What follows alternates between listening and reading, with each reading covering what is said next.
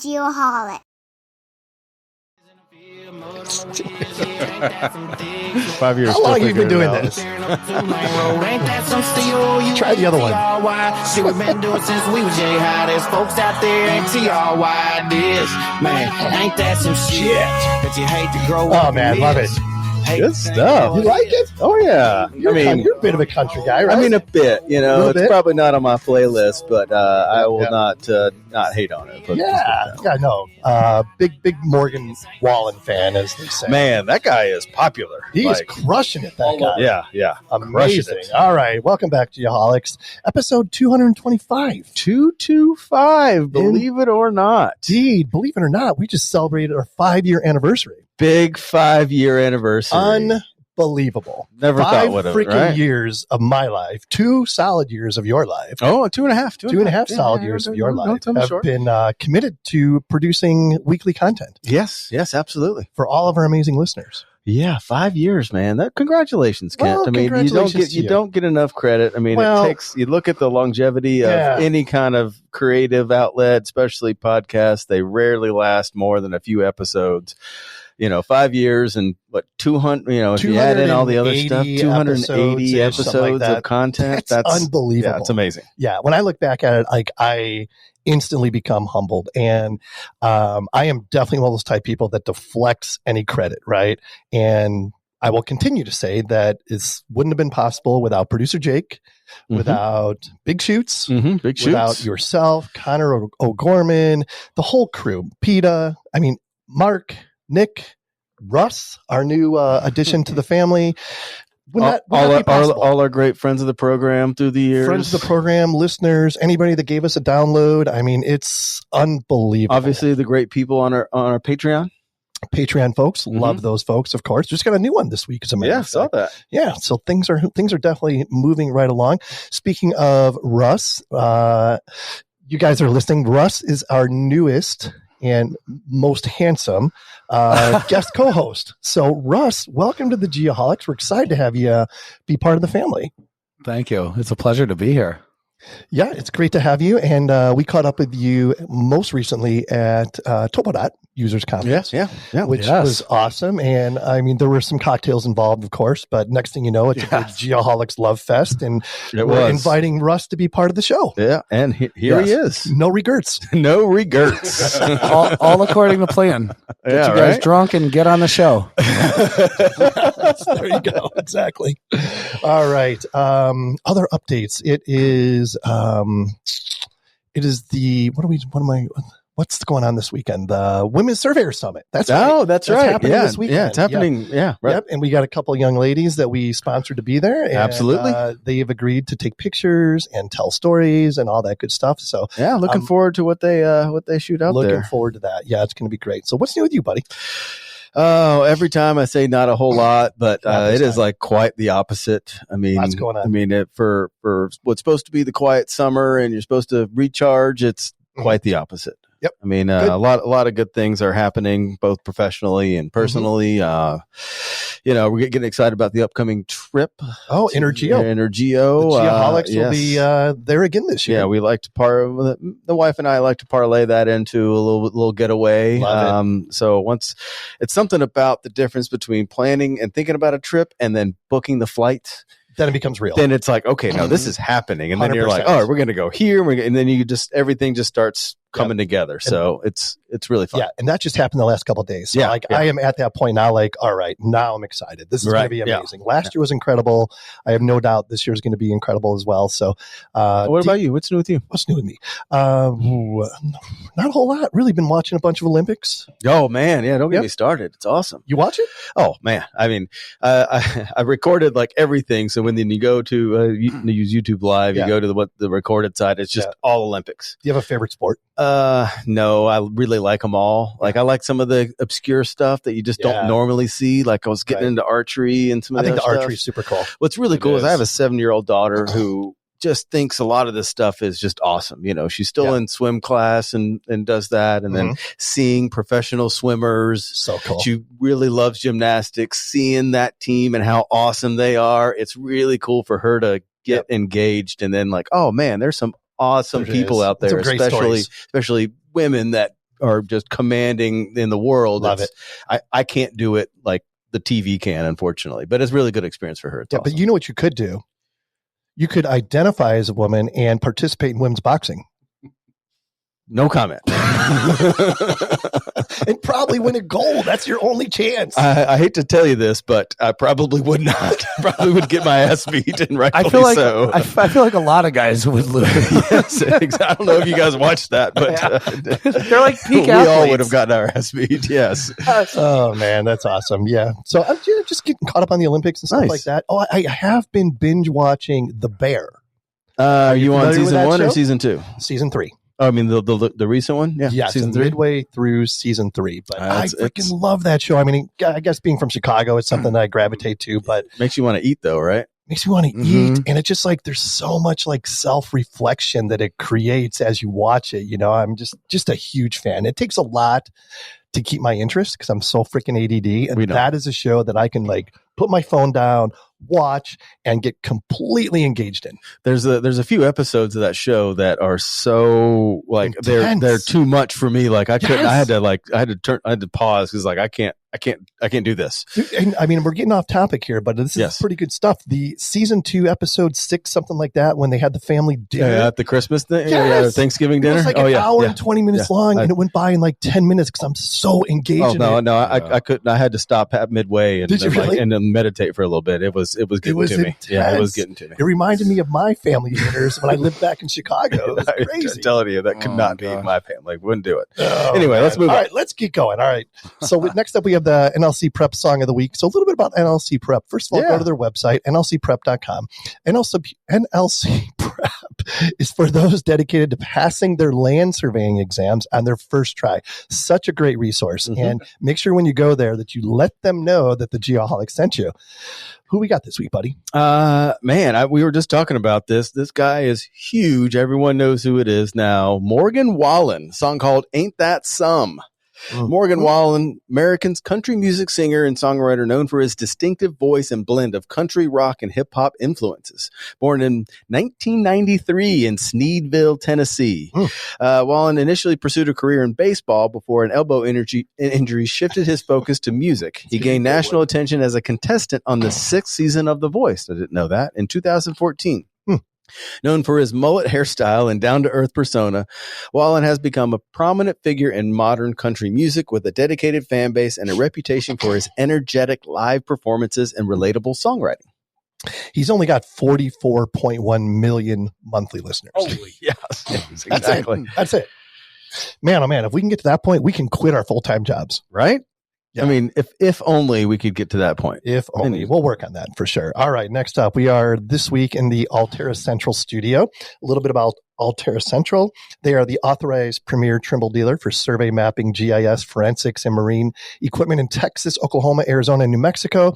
They have 8 offices and provide sales, rental, repairs, and support for the full line of Trimble products: GPS, GNSS receivers, robotic total station scanners, Seiko accessories, mobile mapping systems, used equipment and field supplies, including Juniper receivers and tablets, LaserTech True Pulse rangefinders, and micro drone UAVs. That's a lot. Yes, it is. They also offer I got to shorten that next time. They also offer field supplies and can deliver them right to your job site. They do. They do. They are all backed by service department with one of the fastest turnarounds in the nation. To find out more, go to alteracentral.com. And I had lunch with Scott Spears last week. Did you really? Good old Scott Spears. Huge fan of Scott Spears. Oh, man. I love that guy. I mean, never a dull moment when Scott Spears is around. No, I feel like we're brothers from another mother, to be honest with you. He's from Chicago as well, so we have. That's what it is. Yeah, he's looking good. He's lost a bunch of weight. He's looking healthy. I love hanging out with that guy. I mean, it's pretty hard not to. Indeed. All right, next up, the GeoMax Weekly Service Pro Tip. To find out more about GeoMax, go to geomax-positioning.com. What do you got this week, producer Sean? I like all of these. If you're a customer service person, this is going to drive home a lot. And some of the stuff I hadn't heard before. So here we go. Give credence to customer complaints when they occur. Harsh words are not always indicative of insight, and complaining customers are not always a sign that something is wrong. Be that as it may, sometimes great feedback is buried within the vitriol. Give credence to every message. To stay consistent in tone and process, use the CARP method. CARP. I have to do this a lot with you. Control the situation, acknowledge the dilemma, refocus the conversation, problem solve so the customer leaves happy. How does that relate to you and I?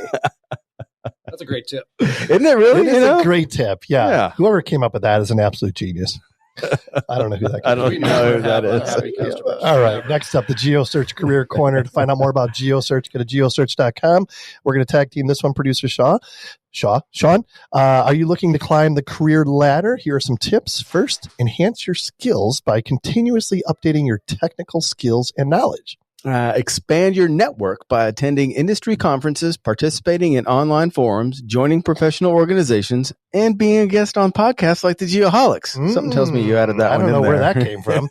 Next, seek mentorship by finding a mentor who has achieved the level of success you aspire to. I've done that this week, as a matter of fact. Oh, really? Yes. And prepare for interviews by practicing your interview skills with confidentially discuss your experiences, successes, and how you add value to this new role. Add value, make friends, as they say. That's what some people say. To find out more, visit geosearch.com. And as always, happy mapping. Love the GeoSearch guys. That's nice. And gals. They are awesome. All right, let's loop our guests in here. Of course, our guests are presented by Airworks. And I think they know the Airworks folks, as a matter of fact. A little bit about Airworks. Their mission is to provide the data intelligence that powers the built world. To find out more, go to airworks.io. All right. So we have Geoff Hatfield with us and Cory Vinger. Correct. Yep. Yes. A little bit about Geoff before we allow him to speak.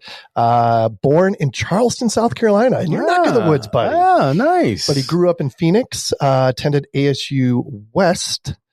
Go Sun Devils, right? Yeah. Forks up. Forks up. Job currently is VP of Sales and Marketing at SkySkopes, and his passion is helping people reach their full potential. And Cory, a little bit about Cory. He was born in Williston, North Dakota.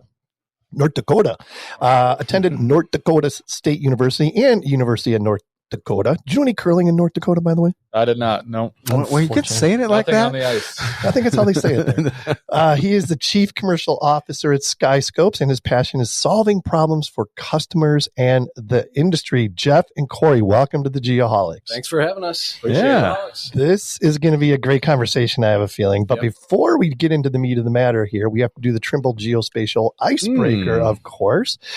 Trimble, of course, is dedicated to big thinking innovation together with their worldwide distributor partners. The Trimble Geospatial team is working with current and future generations of surveyors for a more sustainable future.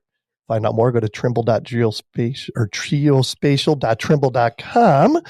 Here's the icebreaker. Finally, if you could instantly change one thing about the world, what would it be and why? And Geoff, I'm going to let you go first. Oh, no pressure. For me, I would say, I think everybody out there lacks a little bit of empathy. We're all on our way to the grave. So I think for us, it would just be openness and trying to look through other people's eyes. I like that. Okay. I like that one. I need to be more like that, 100%. Cory, how about you? Mine might be more general in nature and common, but I would say war might be the one that I would stick to just because of the ramifications that come from that. Love it. Innocent people involved. So no one wants that to happen around the world, and obviously the United States involvement. So I would just say stop war. Stop war. And there's plenty of that going on right now. Unfortunately, it's you don't watch the news is my advice. Russ, how about you, buddy? Good call. Oh, interesting question. I guess I guess if I could like change something. Yes, he's I guess it's so clear. I feel like he's here with us. I guess it's in a similar vein, like if everyone could get everything they need, basic services, right? So if everyone had access in the world to potable water, food, place to sleep, like that, the basic things that we all need. Yeah, the world would be a happier place. But also just being more altruistic, like you said. I think if everyone was nicer, it would change the world drastically. Get it? We've got such a nice group of guys here tonight. Yeah. What's yours, Sean? And I know you've probably answered this before. I have. You know what? I think it probably changes on a daily basis. Well, it does. Here recently, I would say if I could change one thing, it would be that I'd never be cold again. Like, let's just eliminate being cold. So I'm the opposite. I don't want to be hot anymore. Well, that's why we don't get along. That's why we do get along. Opposites attract, as they say. What is yours? I know you thought about this. That's it. No, I mean, I'm like, change the heat aspect of Phoenix right now, because it has been a shitty summer. That's for sure. Oh, it's fine. Horrible. Horrible. No, it's not fine. I love it. It's been hot down in Florida. It's just hot. Like the whole south part of the country has been miserable, I swear. All right, let's get into this. Let's get to know our guest a little bit more. Yeah, let's do that. All right. What do you want to ask him? Well, we've told them their bio, but we haven't exactly gotten the spiel. You know, we need the first elevator pitch of, here it comes. You know, what do you guys do? Tell us about the company you're with and what you like about it. We'll let the OG go. Yeah. All right. Yeah, Cory, you you're go up first. Okay. Sure. Yeah. I've really been with the company for 8 years now. So pretty much since it started being an actual company from a startup phase. So seen a lot of the evolution of it. People come and go, great people. And really where we stand today is something I think truly I'm proud of. Yep. And just the momentum and the different expansion and stuff we've had. So my background is in aviation. So I, like you mentioned in my kind of bio there, from North Dakota. University of North Dakota has a pretty world-renowned aviation program there. And they do have a specialty in unmanned aircraft systems. So I both got my commercial certificate and my bachelor's in aeronautics that included unmanned aircraft systems. Can I ask real quick, why is that? How did that become a thing in North Dakota to be the renowned of unmanned aircraft? I think something that they kind of coin a lot is open skies. Okay. When you look at North Dakota Makes from sense. an airspace perspective. There's not a lot of things to hit if you get out of Encore. Okay. Yeah. Got it. So they did get a test site there as well from an unmanned aircraft program from the FAA. So that's another aviation aspect that they were able to clear and do BV loss and other opportunities to just expand what those systems can do. But yeah, I think it's the cold weather's not fun up there, you know, from an aviation aspect when you're pre-flighting a plane. You know, maybe Kent, you want to go up there and cool off from Arizona, but let me, the winters. Well, I don't want it to be too cold. No, there's a limit to my my tolerance of cold. That's for sure. I do have to ask though. You said something. What's pre-flighting a plane? So really, and this goes for airlines and pretty much the industry as a whole, the pilots, whether it be the first officer or captain, they're going to walk around the plane and perform a checklist of items that they're looking for to make sure the aircraft is airworthy before they take off. Okay. All right. Fair enough. Yeah, nice. So if I remember right, in your bio, you mentioned that the company when you first started was like 5 people. Is that right?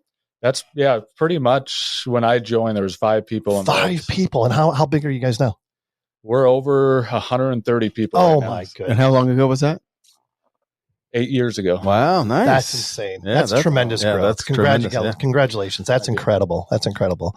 So what do you contribute to this, Geoff? Not a lot. Not a lot. No. So what's funny is today's 3 years to the day I joined SkySkopes, literally August 1st, 3 years ago. I lead all the frontline sales activity and kind of customer engagement for SkySkopes. So I would say I'm the best hire that Cory's ever made. So he actually was just saying that before you got here. Yeah, before you walked in, he said that. Yeah. No. So I would just say perfect example is why we're here today. Industry professionals growing that relationship and just understanding what it takes to be in this industry. It takes a lot. It takes partners too. Yeah, absolutely. So in 8 years' time, you guys have experienced tremendous growth. What are some of the, I don't know, like the highlights of that? Like what spurred the growth? Yeah, really, I think it started with, because we, built our foundation around unmanned aircraft systems, drones, as, a lot of people will call them. We saw the limitations of what they could bring to the table at the time. And still today, there's limitations to where they should be applied in the industry, whether it be geospatial mapping, inspections for utilities, the oil and gas space, infrastructure, et cetera. That we started to see an avenue to expand into other platforms, which helicopters came into the fold for us, and then fixed wing aircraft as well. So that kind of really brought the opportunities to expand the kind of horizons of what we're doing as a company from a service perspective. And with that, it's just going to naturally come with people and growth and the expansion of the geographical territories we're in. So going from the Midwest, North Dakota, Minnesota, kind of South Dakota, Montana regions, now to, from Texas to California to the Northeast and East Coast. Yeah, it's pretty incredible to see it all come together. That's awesome. So are you, what is it, a licensed or certified pilot of some sort? Yeah, so I have my Part 107 as well. Sure. I actually started as a drone pilot at one of the first full-time drone pilots for SkySkopes. Wow. Was my original role.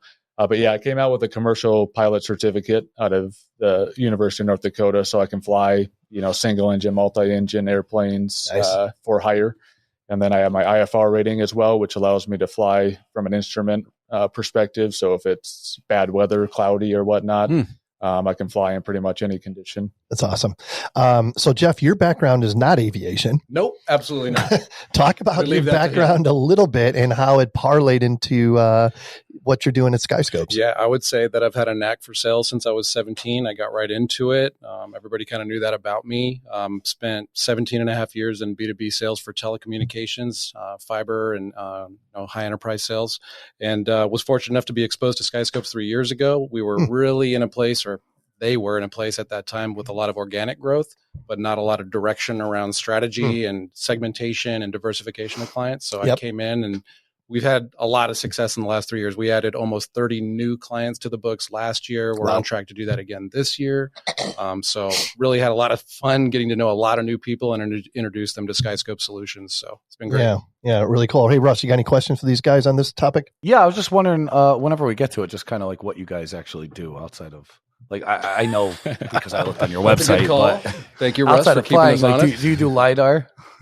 LiDAR? We do LiDAR. Extraction? Yeah. I guess if I could give my elevator speech on this, I would say, Cory gave a lot of the historicals around the company, but what I would say now is we acquire various data sets from kind of an agnostic way of looking at things, whether it's manned aviation, unmanned, mobile, boots on the ground. We're acquiring data sets every day and then processing that data and basically doing analytics to help our customers make decisions about their infrastructure. So LiDAR's in there. Think about vegetation management. Think about capturing imagery of poles and structures for inspection purposes, for wildfire mitigation. I mean, there's a lot of different use cases for these platforms, but that's a little bit of the flavor of what SkySkopes does, and we've become really good at it. It's been fun. I love it. Now, how would you describe the culture of the company? Oh, go Russ.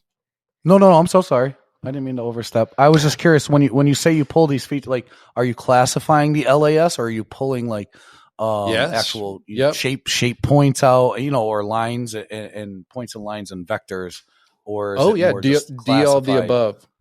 Right. Yeah, D all the above. So we're looking for felling tree logic, for encroachment issues, helping the tree trimming crews out there make decisions about those cadences, inspections to improve reliability and availability. So yeah, D all of the above.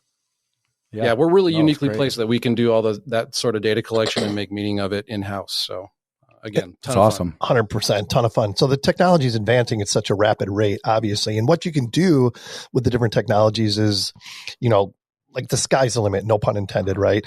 Like that. How do you adapt your services to the changing needs of your customers? Take that one. Yeah, sure.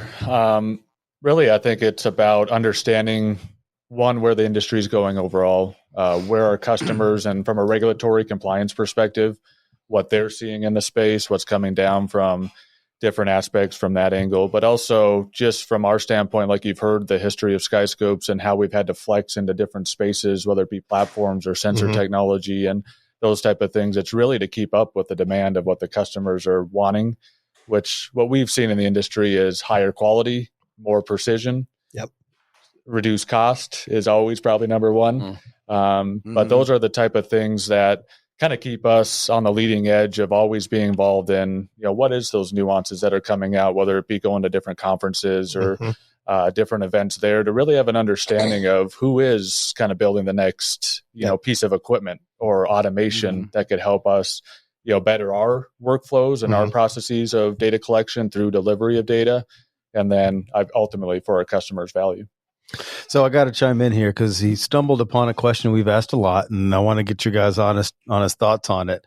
You mentioned the better data and more quality and more precision and at a lower cost, My question is it an and/or, and how do you handle can I give you a better product and it be cheaper? Or are your customers used to paying more for better quality? Yeah, and I would say that it starts on the front end with the client. We get a lot of people that will approach us and say, hey, I got a project. Can you send a drone out there? And we'll say, well, sure, but we want to understand what the end goal is. So we've become really good listeners as a company. We want to understand the end before we're applying a solution. So for us, in many cases, you'll see people expect one thing, but we can deliver a better product in a different way for less cost than what they thought. Yeah. So that's a big, that's unique to SkySkopes. 100%. Yeah, and it's a big challenge, like you said, just around how do you keep pushing the boundaries and investing in technology. And sometimes it's more expensive technology to get there, and then have your costs reflect that.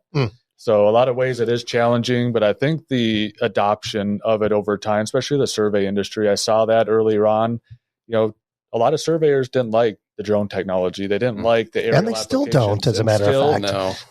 And they still hate LiDAR. A ton of them hate LiDAR still. Yep. They're coming around. Yeah. I mean, a lot of times that's where some of the barriers lied, or just people, unfortunately, certain providers or services out there just didn't meet the mark, or they got, they saw that, hey, I want to try this aerial LiDAR application, but then the data didn't come out near what it should have been. Yeah. And then we come into those conversations like, hey, we have a great solution for you. And they're like, no, we got screwed before. Yeah. We don't want to touch that for a while. I've got a bunch of questions, but I want to let Russ chime in here. Yeah, you bet. Oh, sorry. I love what you just said, because I deal with that too at my place of employment. And when these companies that come in that are way in over their heads and they do a terrible job, or they give the client the wrong product they're looking for, it becomes an indictment on the technology. Sure. Like you've just been, and it's so, and then like to your set, you basically have to go back in and show them why they can trust it, and that everything. And I have a similar mindset as you do too. Just the more you know about what the client's needs are, I feel like that's a great way. Not everyone needs a porterhouse. Some people only need a slider. I always like to use the steak analogy. Maybe you need a fillet. You don't need, you know what I mean? You don't need the T-bone. So it's about getting exactly what they need, so that way you save them money. And it sounded like you were also describing the same thing. So I just wanted to acknowledge that. This portion of the program brought to you by Trimble Geospatial. For generations, surveying and mapping professionals have looked to Trimble Geospatial for the industry's most trusted hardware and software solutions. Designed by and for surveyors, Trimble solutions help customers work faster, safer, and more sustainably. Dedicated to big thinking innovation, together with their worldwide distributor partners, the Trimble Geospatial team is working with current and future generations of surveyors for a more sustainable future. Trimble is engineering and innovation centers throughout the world dedicated to producing the best GNSS and optical hardware, sensor integrations, and software for geospatial applications. Locations include the U.S., Germany, France, Sweden, and New Zealand. I want to go there so bad. That is all over the place. Working with Trimble Geospatial gets you local access to a worldwide network of 400 plus authorized distributor locations. They provide the expert training, repairs, and responsive support you need to get the most out of your equipment and software investments. To find out more, visit geospatial.trimble.com. But I would say, like, trust issues are real out there. And I would say for us, even for certain projects, we're always asking for feedback. How did it go? We're in it for the long haul, getting those repeat clients. So yeah. That's so what matters. Like, what percentage of your time would you say is spent educating your clients? Because that's, I know how it is for me in what I do in my scope of services. It's a large percentage of my time educating clients, and clients appreciate when you take the time to educate them. Talk about that just a little bit. I would say on the front end, that's the most critical piece. We're spending sometimes days, weeks, months, kind of getting them familiar with what's out there. Not necessarily just our solutions, but what's just there. Yeah. So specifically, how do you do that, or what's the most effective way you found to do that? Yeah, it's as educating your clients. What's the value add? Yeah, I would say remotely it's tough, but we've gotten really good at using tools, Zoom, Teams, demonstrating things visually. I'm a visual person. Most salespeople are. So I would say using use cases to define what the end result could look like. So if they have a desired result, what have we done in the past that we can illustrate for them and show them and create that trust. So, so you're a big screen share guy where it's like, okay, now this is what it's going to look like. Yep, we're pretty good at using Teams. Yeah. Create that trust. I love the word trust, definitely. Russ, I know you play a lot in this space as well. In you being a professional surveyor, you have a unique perspective where you can provide the value on the back end. Like, hey, this is the technology that we should use for this application, right? Mm-hmm. Yep. Well, because a lot in surveying, there's a couple. So there's reality capture as a deliverable, which kind of falls more like what you guys do, and then there's reality capture as do I want to use a total station? Do I want to use a digital level? Do I want to fly a drone? Do I want a mobile? You know what I mean? It's a tool to a surveyor's toolbox. Mm-hmm. And then there's also where it's the commodity itself. So being in the survey world, when you have those ones where it's just a tool in the toolbox, you're putting your certification on it, right? So it doesn't really matter how you got there. You're standing on that. Mm-hmm. Yeah. As far as I am curious, do you guys validate your data in-house or do you have your clients validate your data to make like ASPRS certifications and stuff like that for ground truthing? Yeah, that's a great question. And that I think relates a lot to the partnerships we have. So in this space, I think those close relationships, and like I mentioned earlier on, when there was a disconnect or just not coming to the kind of same areas when it comes to us as an aerial provider and a surveying company or a certified surveyor, professional land surveyor. And once we kind of married those, as far as let's build a relationship and build trust around that, now we both have skin in the game as far as you need to trust us to collect the precision of this data, especially topographic data that you're stamping your approval on. And what you guys do from a traditional standpoint, this aerial capture, whether it be from a drone, from a helicopter, from a fixed wing, or even mobile, we have those type of solutions. You need ground control to ultimately tie in that vertical accuracy. So I think that's really built our relationships with those individuals, and they're a part of our process. So to your point, Russ, they are integrated into our delivery because we need that, licensed individual involved. Yeah. No, it's great. And I think to your other point too about evangelizing people, I think what I've been doing now lately too is not only the client ones, but also like everywhere. It's just a rising tide raises all ships. Right? Trying to get everyone, like when you guys get more light of work, when I get more light of work, when we all get it, it makes the general public just more aware and want it more, and it's better for everybody. Yeah. So good point. So many great points made already. So something that Russ mentioned was the commodity side of it, right? Like there's a lot of companies that do what you guys do. How do you avoid being caught up in the commodity side of it? Yeah, I would say from my perspective, kind of leading the front line, what we have found is kind of our niche, right? We're not the hugest organization out there. And some would say, well, you can't map a whole state. Well, that's great. That's not in the niche that we're in. I would say what we've perfected is workflows in our space, and we know how to do them really well. We know how to qualify.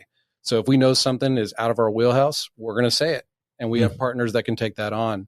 And vice versa. Even if it's too small, we've got other partners. So I would say we know where our space is. Yep. We know the boundaries, right? Yeah. And I got to say, Geoff had invited me to come and visit the operation here at Deer Valley Airport. Yeah. Had a great visit with you and your team. And you took me to some of the hangars and stuff like that. And ridiculously impressive. I saw a couple Cessnas there, the helicopter sitting there with the LiDAR unit attached to it. It's legit. That's words. Cool. It is so freaking cool. Yeah. And one of the hangars, there was probably, I don't know, 200 boxes of drone equipment there or something like that. I mean, your drone fleet is unbelievable. Yeah. Big time. Well, that's a good segue into what I'm curious about. And I love asking all right. So you mentioned use cases and, all right, I'm not going to say it too generally, but everybody knows about vegetation, all the things. Sure. Give us some cool use cases that maybe we haven't had on the show before, or something maybe we had with something new and exciting. What do you think? Like, and as much as you can share with us, before, without violating any NDAs that obviously, yeah, exactly. We got HIPAA laws. Is that what you said? What about that turbine one? Yes, I love it when they're like, can we talk about this that's one? a no-go. Dang it. We're doing some pretty interesting things out in California. So it might not be something flashy and whatnot, but really combining ground-based inspections with aerial technology. So as we looked at the survey aspect of traditional surveying with bringing the aerial component more into the fold more often and consistently, we have helped perform that in the inspection space for wildfire mitigation and other efforts. So if you look at the traditional means of inspecting infrastructure with ground-based people just visually checking off, hey, I see this, I see a crack, I see this damage, whatnot. The aerial component gives you that perspective that you just can't get from the ground, as we know. So now we're bringing those two together, marrying them similar to the LiDAR approach. And that's gone very well so far as how that approach lessens the impact to customers. Now you have less touch points, you're doing things more efficiently. And I think some of the edge capabilities that we're working towards, and AI and ML, we'll probably talk about that at some point here. But those edge capabilities, as we look at putting systems in place on the technology itself. So this is computer vision. This is other things that are going to be able to real time start seeing things before the humans involved and or a computer in the background processing that. You're going to take a step back. Computer vision, you know. Gonna have to elaborate. You're going to have to elaborate for, us dumb civil engineers that don't. Is this a metaverse thing? It feels like it. I feel, I still own your house in the metaverse, so I'm going to evict your ass. Please elaborate. Yeah, sure. So computer vision from the sense of what can these sensors, let's say optical imagery. So we're looking visually at things, and whether it be, maybe it's ortho imagery, maybe it's a video or still cameras that are taking pictures of things.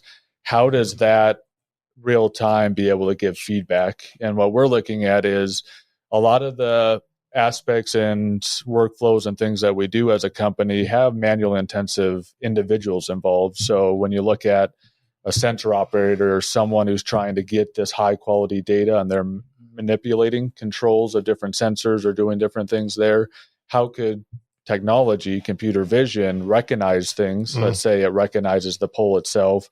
It recognizes that it's within the boundaries of that KMZ for the right of way when it wants to map.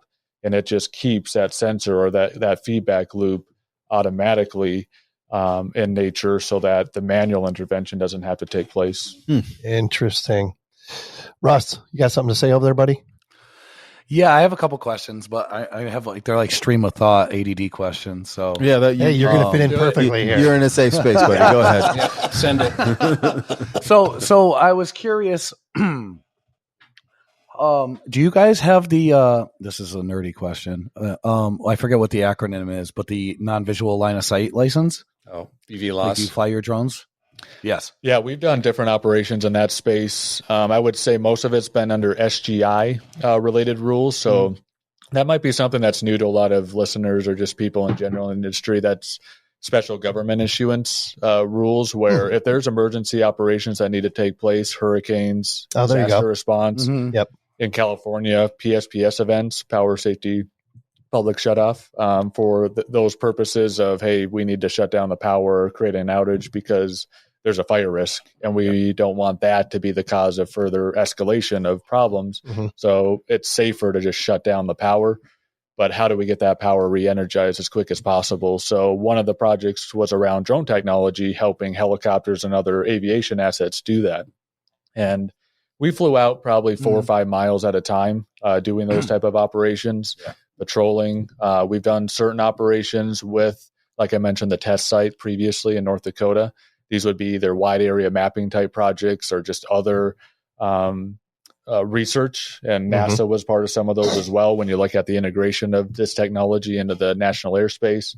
So we've kind of been a part of certain opportunities, but we haven't invested, I would say, as a company too heavily in the lobbying aspect and trying to get our specific waivers in place, mainly because I think we thought this was going to happen 5 years ago, 6 years ago. It's kind of stalled. Now you look year over year and it's slowly progressing, and you can dump millions and millions of dollars into it, which we're kind of in the situation of, let's make sure that we have the best processes in place with what we're given right now and the space of the regulations, and then we'll be ready for those rules to come out and expand as they move along. Why do we think that stalled? I think it's a safety factor. I think the FAA is just not ready to put their sign of approval in a lot of ways for it to expand. I know they're looking at infrastructure to be a part of this equation where you can use almost like highways in the sky as the power lines and whatnot. But then that creates hazards or other safety things for the power line companies that either have other patrols going on or things. So. Sure. How are things like Amazon delivering via a UAV or Domino's Pizza delivering via UAV? How is it affecting the space, or is it? I think it is progressing it, but I think they are finding the unique challenges of trying to make it happen at scale. I think it's very niche right now as far as when you look at where they're deploying either delivery services for Walmart or, like you said, Amazon and other, goods that people would have on a day-to-day basis. The economics behind that are really hard to piece together. I have a question about like your footprint of services. I mean, you guys have your own aircraft, whether it be fixed wing, helicopter, drones, what have you. Like what does the footprint look like? Is it nationwide? Is it in the West? I mean, what is it? Yeah, I think really what we saw happen throughout the progression of the company was the seasonality started to hinder the business's growth. And really that was from a Midwest perspective. LiDAR is one of our premier services and something that we have found a lot of good, trajectory in, but you can't survey and perform LiDAR services on snow. It's just not going to get you the penetration and the bare earth topography you need to get from it. So we started to really realize that, we needed to get to the southern spaces as far as the states and get into those warmer months. So what we saw here, or where we saw the progression was Texas was one of those hotbeds that we really noticed a lot of development, renewables, oil and gas space, and just infrastructure in general. California has been a pretty hot market, when it comes to just everything they have to offer, whether it be utility related or mapping related. We did find our home here in Phoenix, which we have a lot of operations out of the Phoenix area, and then Arizona as well. So I would say, from a Midwest, we still have a pretty good presence, but Texas, we have a pretty great presence in, Arizona, California, Colorado is probably that other space that's pretty common as far as projects for us. And I would add that, when a plane or an asset's on the ground, that's not a good thing, right? So what we found is a lot of efficiency. In fact, that if a plane or any asset's moving, what other projects can we absorb along the way to or from? And, we've got different hangar space across the country that allows efficiency to take place, saves clients money to that earlier question, and doesn't sacrifice data quality. So that's been a big win for us and kind of strategic mobilization points around the country. Yeah, it's kind of like trucking, if you bring something out to California and then they come back with something else. Yeah, no, that's really smart. Logistics. Yeah, for sure. Yeah, that's a great point, Russ. Russ Hall, everybody. Russ Hall. Hey, it was my one. Look at this guy. We all get one. Yeah. We all get one. Good times. Yeah, no doubt about it. You got some? No, go ahead. Oh, go. So talk about like strategic partnerships. Is there anything that you can talk about as it pertains to that? Collaboration, that type thing. I mean, we're all in the business, and collaboration is something that you have to be open to. Rebecca. Yeah. I can name a couple that have been pretty instrumental in some of the things that we've done as a company and just progressing technology and really finding more solutions and services for our clients at the end of the day. Phoenix LiDAR system has been one of them, and they have really put together an integration package that's pretty seamless, user-friendly. And we found just a lot of good just workflows from that package. It comes from the Regal sensor fleet. So the VUX. Yep. You got the VUX 1 series. You got the 240s that we have in-house. You have the 160s, the 120s, the kind of the Ranger series, they call them. But yeah, just a versatile amount of sensor technology that can be from an entry-level individual that just wants to get started, one-man shop, or just a couple people, to companies like ourselves or even bigger companies that are deploying these $500,000 type sensors, on aerial assets. So they've been instrumental in just keeping up with the latest on their side, and helping us just be more efficient.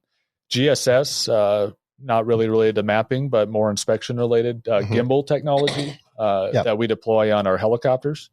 They have been instrumental in really taking utilities in this facet to the digital world. So, and that's something that we're pretty passionate about, is that digital transformation process. From a LiDAR perspective, you look at digital twins and all those fun things. From an inspection standpoint, it's, hey, let's not just write down all the issues with the structures. Let's actually collect information on them. Yep. And that's where these gimbals have really aided us in being able to collect that information from an asset of that amount and size. Yeah. Would you add any other? Yeah, I would say, a big one for us is what we found is we were collecting great data, and a lot of the companies, were using it in a very effective way, but just not really realizing all that value. So I would say Esri has helped us in a big way. I think they're our show sponsor, aren't they? They happen to be a friend of the program, yes. Jeff. Thank you so much for bringing that up. That's amazing. A valued partner of this the guy is a Geoholics. marketer. You can tell. I do my research. You know what would be even more amazing? If SkySkopes was a friend of the program next year. I mean, it sounds like the perfect marriage. It would be a good, I'm just planning collaborative partnership, of course. No, but they're definitely a partner for us. We've built our software around their backbone, and they help us realize the data sets that we collect and make them, meaningful to clients. So I would say Esri's been a great partner and helped us reach a lot of new places. Sky Utility, I think I mentioned that to you. You did. And, that demonstration of that product at Esri UC in San Diego a week or two went well with Esri's partnership. So great things from them. They support us. Yeah, super cool. This portion of the program brought to you by Cyanic Automation. I'm so glad to have these guys back.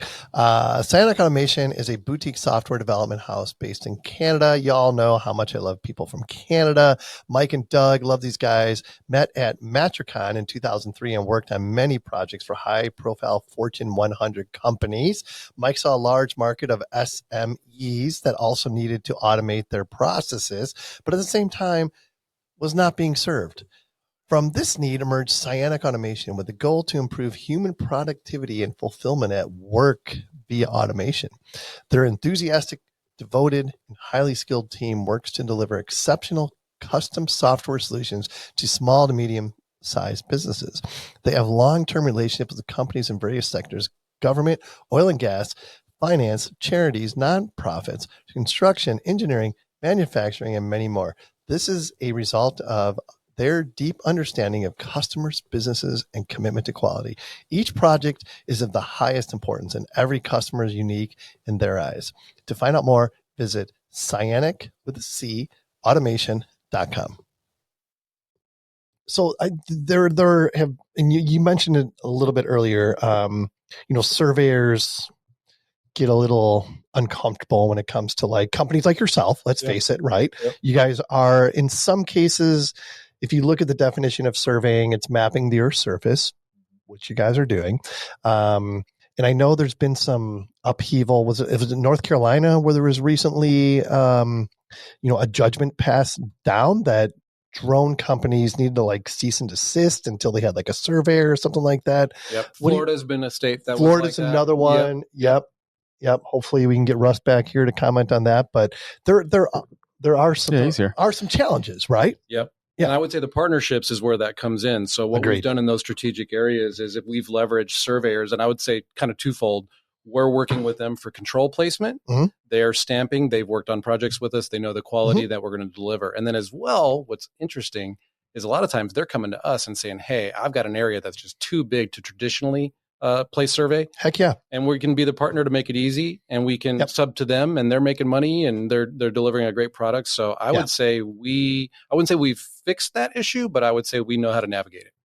Yeah. So well said, Geoff. And so would you say that surveyors are accepting of the technology more and more? You know what I mean? I would say it's growing. I would say it's growing. Softening 100%. Is the word. Softening is a great word. Yeah. Yes. Yes. Yeah. And I'm one of those surveyors, and I'm just like, I completely buy into the idea of like a company like mine setting control, company like yours coming in, flying. Yep. We provide the control to you. You guys do all the mapping and everything like that. We do some spot checks. I mean, that's just kind of a common workflow at this point. What do you say? Yeah, we have a great geospatial team, Jared, who leads that, and Paul, and they do a great job of working with surveyors on truthing and control and verifying. Yep, all that. So we have workflows in place to make sure that surveyors are happy.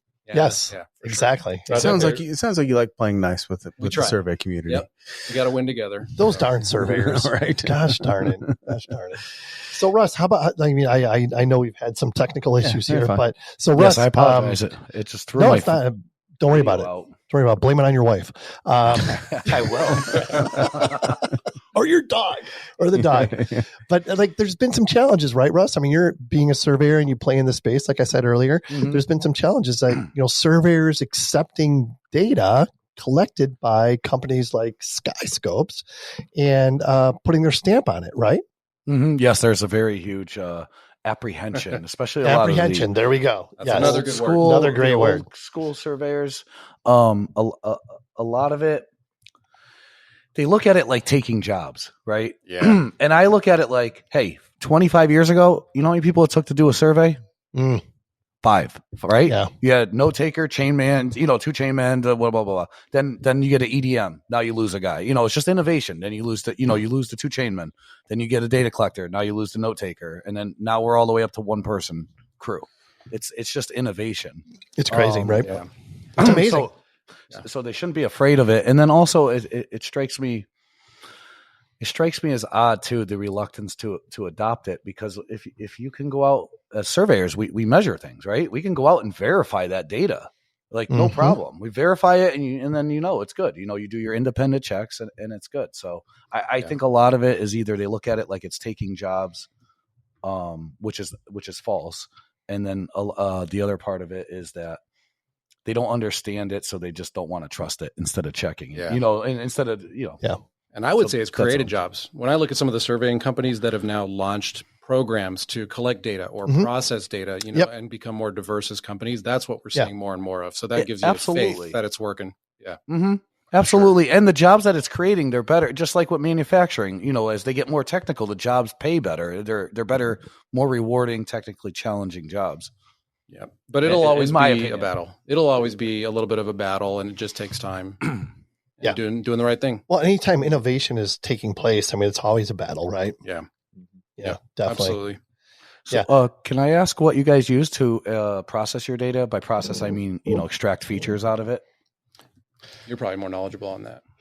Yeah, I got Airworks. You guys mentioned Airworks earlier. You guys are partnering with Airworks on some jobs, right? We are. That's pretty cool. Yeah. So we do have partners when it comes to certain feature extraction, break lines, planometrics, some of that different work. Some of it is, partners in the engineering space. Yep. GIS surveyors, free plug for them. Oh, look at those guys. Yep. But really, I would say MicroStation is the suite of products that we're seeing a lot of our data go through and our geospatial team working on. So you look at TerraSolid and some of the calibrations and classification of LiDAR and doing different things from that perspective. And then you look at, we have explored technology like TopoDot. I think I heard that name in the beginning. I don't know if you know this, but TopoDot is also a trusted friend of the program. There we go. I heard. Yeah. So wouldn't it be nice if SkySkopes was part of that fraternity? Just saying, that would be smelling a lot of synergy here. There's a lot going on here right now. The pheromones are unbelievable. At Geo Week in Denver, I think it was 2 or 3 years ago, went to an event for TopoDot. Yeah. Probably one of the best ones I've been to. They're awesome. Love those guys. We've used their software before, or probably continue to do so for certain break lines and different extractions. They do a great job. The key is density. We've seen that with softwares like that. If you don't have the density of certain objects, you're not going to be able to extract it either from a more automated way or in general just be efficient at it. So there's definitely the front end, and that's the key that we've had to piece together as a company. Is you look at the geospatial side is very important, but just as important is how you collect the data, because you can only fix so many things on the back end. So if you don't collect that, and it's the checks and balances too from a survey perspective, if you don't have a guy validating, collecting quality data, and then on the back end the processors are like, oh yeah, here's a nice deliverable here, and it's the vertical accuracy is a foot off. Like, what does that do good for our purposes? And no one's going to stamp off on that. So because you guys are battling. Like, people are always like, we're looking for ways not to use you guys or reasons not to use you guys. Right. Sure. So you're constantly having to prove yourselves. Right. Yep. In a way. Yeah. Yeah. I think that early adoption, like we kind of talked about, and the hesitancy, I think it's still there, but I believe that educational aspect, and then just kind of like you mentioned there, Russ, too, as far as that job aspect and just the innovation path, you either kind of get on it or you're going to be left behind. And that's us as a company. We don't keep investing in newer technology and staying on the cutting edge, there's going to be systems out there in play that we are being outbeat and outpriced and you know, the quality and other metrics there that are happening in that space. So we really, see that aspect and understand, how to try to position ourselves to, really relate to those individuals, but also be a part of the process, be a part of the solution and what's taking place in this industry. Yeah. Well said, Cory. I love that. So, Geoff, what are some of your biggest challenges right now from a business development perspective? I would say. Good question, buddy. I'm not just a pretty face. I know. Gosh, good question. Where do I begin? And I know that's a question you usually ask who you're talking to. Yeah, I'm being asked of it myself. Challenges. Yeah. Here's what I would say is one of the great workflows for SkySkopes is we own and operate our aircraft and our assets, our vehicles, boots on the ground. It's all exclusive, right? But there's some projects that are not always within grasp of a location, right? So I would say, do we have the aircraft or the asset in the right place at the right time to win a project and deliver it really seamlessly, smoothly? So I would say we can't be everywhere at once. That's probably our biggest challenge. Sure. The U.S. is huge, and there are a ton of projects out there. So I would say we don't struggle, but I would say it's a challenge every day to make sure we're reaching the right places with the right solution. 100%. So how do you guys separate yourselves from the other people that are claiming to do the same thing that you're doing? This is a good one. I'll take this one real quick. Of course he will. Dude, that's 2 in a row, by the way. 2 in a row. 2 in a row for this guy. Here's the difference for SkySkopes. In many cases, you have a firm that is processing but not collecting, or maybe they're collecting but not processing, or it's just disjointed, right? When you look at SkySkopes and all the assets to us internally, we can go end to end. And I think that's a difference maker. And that's quality control for us. Yep. So reflights, those really don't happen much for us. If it is, it's weather related. So I would say just smooth, end to end. That's the difference. Yeah. And I've worked with you, Geoff, on a couple opportunities, and you're so thorough about it, which makes a huge difference. And I would say those are just lessons learned. Are we perfect? No. Have we made mistakes? Yes. But we just try to make sure we're documenting them and understanding what went wrong, and we're going to avoid that move. Yeah. And you ask a lot of questions that we're constantly volleying back the accountability, right? It's like you ask me questions, I'm like, oh, okay, he's making me accountable. Boop, here's questions for you now. It's like we go back and forth, and I love that. No, it's good to have the check and balance. And at the end of the day, if a partner is working like we are, we're both on the hook. So we got to get it right. Got to get it right. Yep. So, Russ, you're shaking your head. You got something to say? What's up?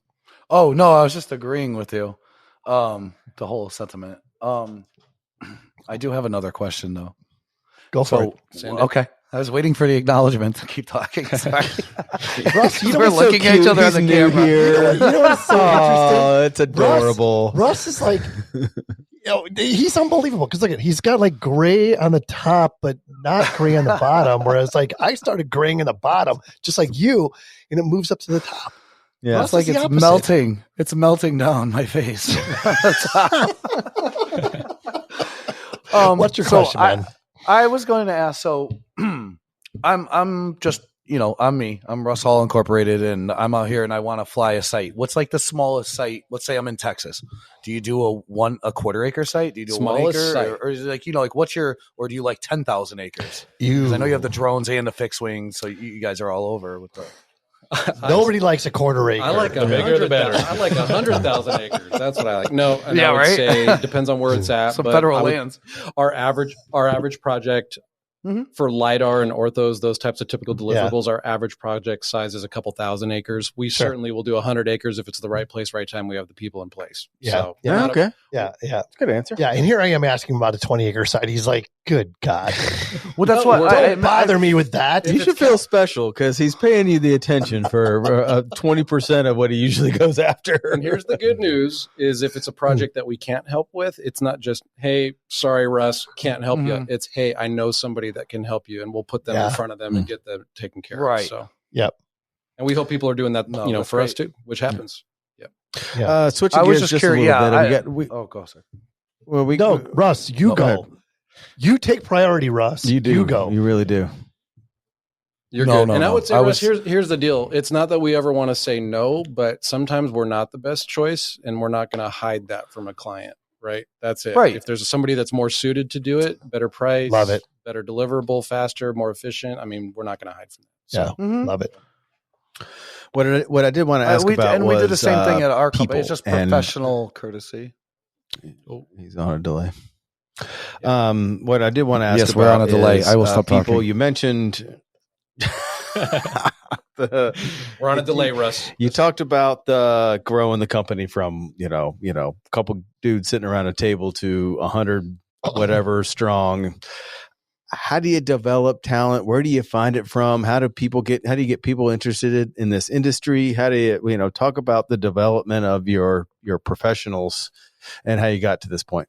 Yeah, really. I think knowing people means a lot in this industry. And I think people can find a way into companies through avenues of just relationships. And we see, the standard avenues of, making posts, job postings, and those type of things in the industry, get a bunch of resumes. And that's a standard process. But a lot of times we find some of our best talent through just relationships and people looking for a new opportunity, want to expand their growth.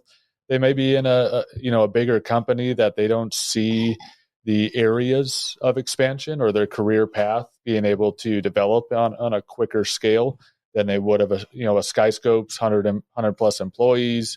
We're kind of challenging our employees to just think outside the box, give us solutions, provide your feedback. We want to hear your feedback. Yeah. And with that, I think that's just a culture that, provides collaboration, teamwork, and those type of aspects, but also allows them the flexibility to grow in their space. And I think they're not at SkySkopes one of many. We're all kind of one team trying to, produce the results we want to get to from our mission and vision standpoint, and really, apply our values in the decisions we make and how we react and are, showcasing our talents and producing the results for our customers. So I would say that's kind of the number one thing I've seen in that space. I know, Geoff, you've hired, several people. Yeah. So, leading frontline people is always interesting. You're more of a counselor than you are. It'll be okay. I promise. He didn't mean it. It's not personal. It's okay. This is a whole other episode. Yeah, it really is. If you haven't had somebody cry in your office, you really haven't grown as a manager yet. So right.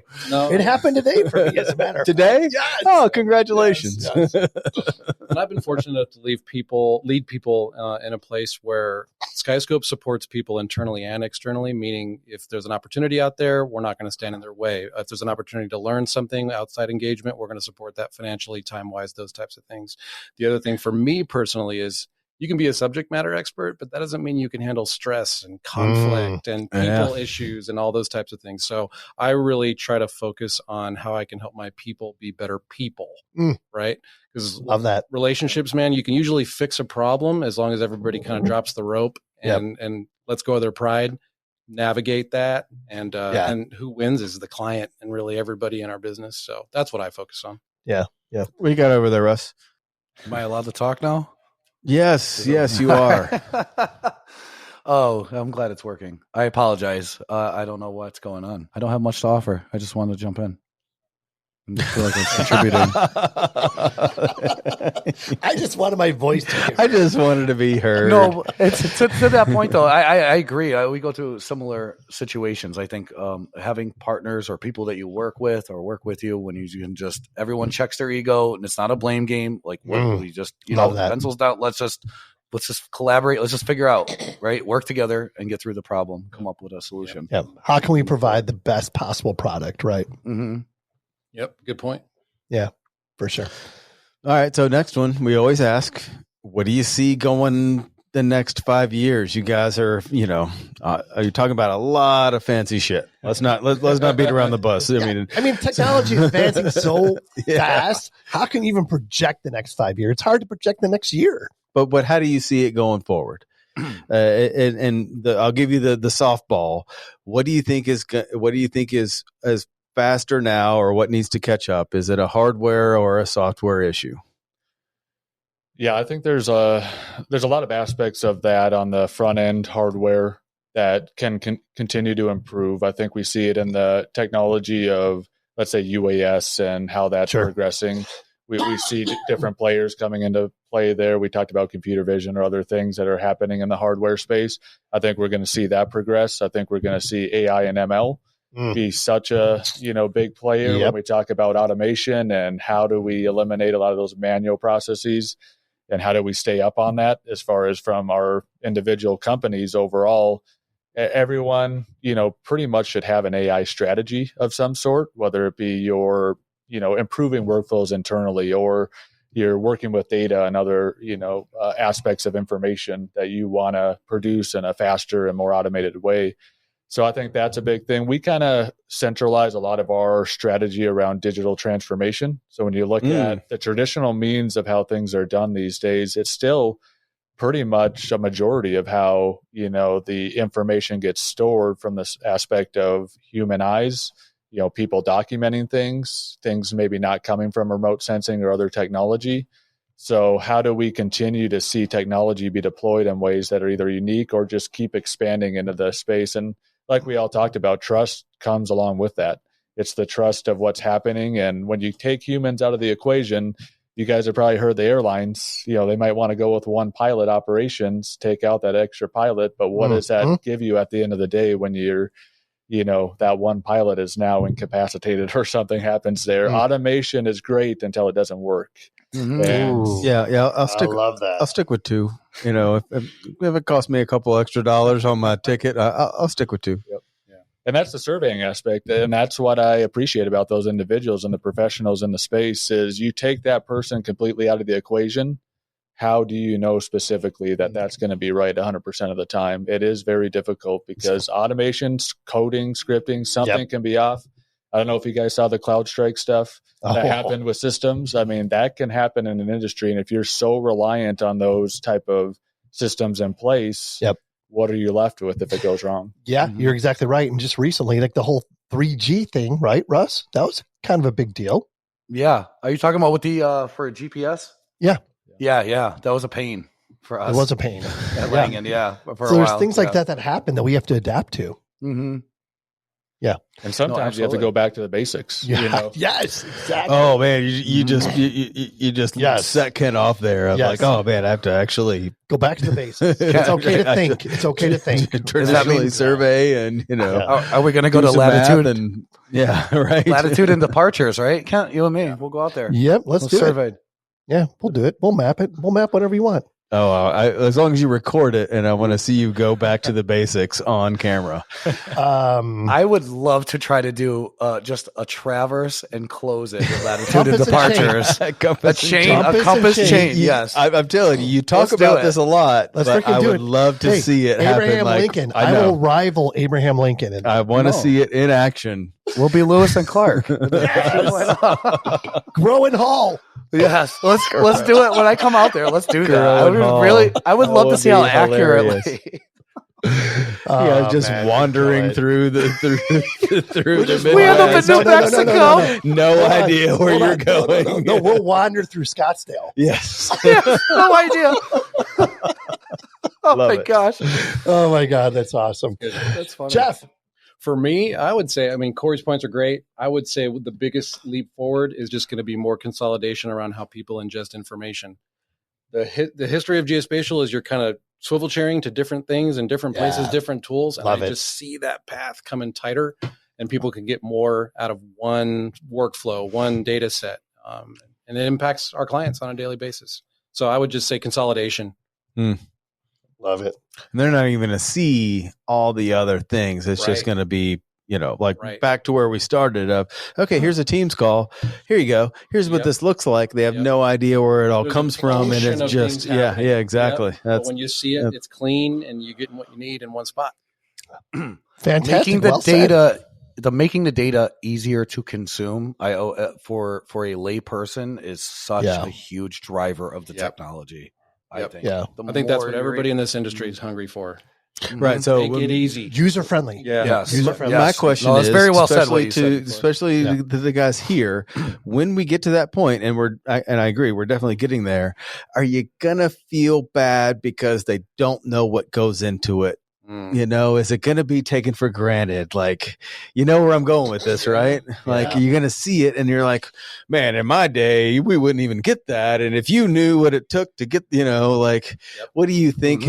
Because you know that's going to happen. You know, True. My kid is going to be like, oh yeah, sure. I just pull up here and yep, I get a 3D image of this, and you're like, oh, don't get me started. Yeah, it's a good point. Definitely. A good example. I had. Do you guys know Noah Eckhouse from Navis? Does that name ring a bell? You know Noah. Oh yeah, no. Yeah, we had Noah out here, and he scanned the curling club. That's right. Yeah, right? He scanned the curling club with the Navis, and it was really freaking cool. And once we got the data back, it was so user friendly to use, and I sent it to a bunch of the decision makers at the curling club. It's like, here, you can do this and you can measure this and this and that. And it was so user friendly, right? The more user friendly we can make the data, the better we're all going to be. Mm-hmm. Yeah. 100%. Pretty cool. Yeah. Super cool. Boom. Yeah. What else you guys got? Anything? No. What else you got, Russ? Russ, I know you got anything else for these guys? No, it was really nice to talk with you guys. Your mindset very similar to that of what, of mine. So it's nice to meet kindred spirits, I guess, as far as innovation and all that. We were worried you're going to rough us up a little bit, so it was good. I know he is intimidating, right? What else you guys got? Anything else you want to get out there before we let you go? Keep going? No. Other than just appreciate the opportunity, we don't do a lot of these things, from a company standpoint. We're trying to get our name and reputation out there more so in the industry. Okay, we'll take this opportunity, one more time, who you work with, how can they find you, that kind of thing. You want to give the spiel? I'll give the spiel. Another elevator speech from Geoff. That's cool. So SkySkopes.com. Check us out on the website. We're also posting pretty heavily on LinkedIn. Great video went out about our helicopter operations this week. Nice. We got a lot of cool stuff going on. So I would check out LinkedIn, check out Facebook, check out SkySkopes.com, or email us at info@skyscopes.com. There you go. Bingo. Nicely done. Bingo. Hit him with the hard question. All right, one more question. We ask everyone. I'm going to ask Cody first. Do you have a mantra that you live Cory? by? Cory, he'll respond to him. He'll That respond guy. that guy. I would say overall, responded because it kind of comes from the aviation aspect, Sure. is don't get too comfortable. Oh, I love that. Nice. That is That really comes back to complacency. And in that space, it's very important to stay obviously alert and just in it at all times. So I just always kind of live by that in a certain facet, either whether it be I'm piloting an aircraft or, in life, just don't get too comfortable. Keep striving for better. That's really good. Especially if he's flying something, I'm flying it. No pressure. No pressure, Geoff. What do you got? I'm a father. I've got a 10-year-old boy, a 13-year-old boy. It works both ways, and it's you got this or I got this. Okay, gotta all reinforce. Right. I love it. Self-belief matters. Ooh, what was that one? Self-belief matters. Self-belief matters. Russ, I don't think we've ever got the opportunity to ask you this question. Do you have a mantra that you live by? I think you may have. Oh, I have many. And also my mom ingrained all those like Aesop's Fables ones, like a stitch in time saves nine and all that. I could literally rattle off 100 of them for you. But my favorite is chance favors the prepared mind. And that was Louis Pasteur that said that. Preparation. And I try to live my that's my mantra. Just to always be prepared for when opportunity, to position yourself for when opportunity. That's a good one. Comes. That's pretty solid. That is really, really good. Sean, what do you got? Anything else? Any final words, buddy? No, I just can't say it enough about just always get nostalgic around 5 years, and this is a great episode on that 5-year anniversary. It was a great episode, indeed. Thank you guys, Geoff, Cory, Russ. Thank you guys so much for being a part of this episode. It's been fantastic. Are we ready to head out? I think so. All right, let's do it. Adding value, making friends. Check that box. Absolutely. If anyone would like to be a guest on a future show, shoot us an email at info@thegeoholics.com. You get to hang out with Russ.